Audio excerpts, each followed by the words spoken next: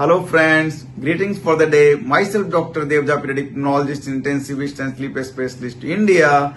Today I am going to describe in short the noisy breathing which is very commonly seen in infants and very much disturbing to the parents. So the common cause may be nasal obstruction due to thickened secretions and most commonly seen during upper respiratory tract viral infections. But sometimes there will be problematic noisy breathing, maybe due to some congenital problem or maybe due to some viral infections.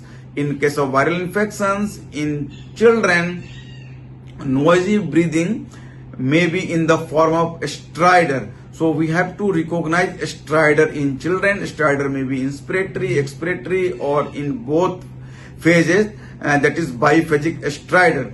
So the most common cause of stridor in children is laryngomalacia if it is congenital in origin. So most common cause of chronic stridor in infant is laryngomalacia, that is a congenital problem. Regarding infection, commonly we see acute laryngotracheobronchitis. It is viral in origin and most commonly it is caused by parainfluenza virus type 3.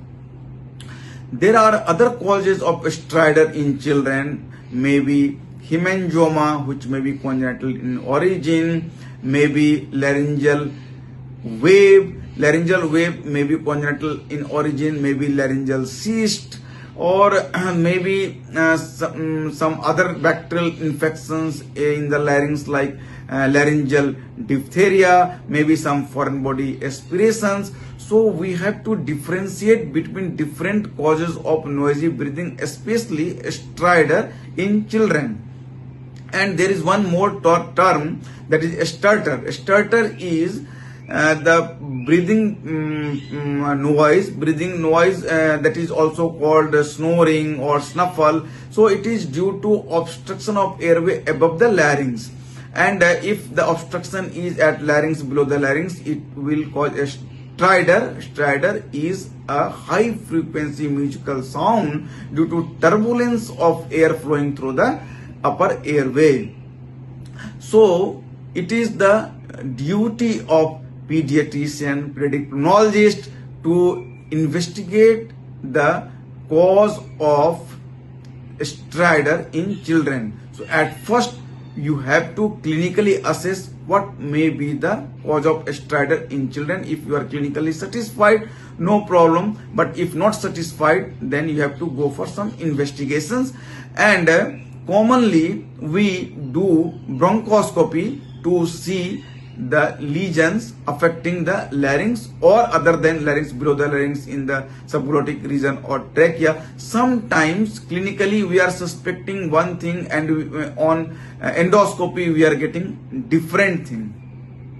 So if the child is growing normally, there is no feeding difficulty, if the stridor is not progressing, then it is laryngomalacia, and in between the age of 6 to 2 years it will be cured automatically, no problem. But if the child has feeding difficulty, frequent vomiting, frequent respiratory distress, not gaining weight properly, maybe some other cause like laryngeal wave. If the child has born normally, there is no problem in initial 2 to 3 months, and then the child developed weak cry or muffled cry in presence of stridor, maybe the child is suffering from laryngeal hemangioma. So these are the ways we analyze a child with noisy breathing, especially stridor, and then we come to the diagnosis and then we treat. For more knowledge regarding respiratory diseases, please join fellowship program in pediatric pulmonology with bronchoscopy and sleep study under Respiratory Foundation of India. Be aware, take care, thanks.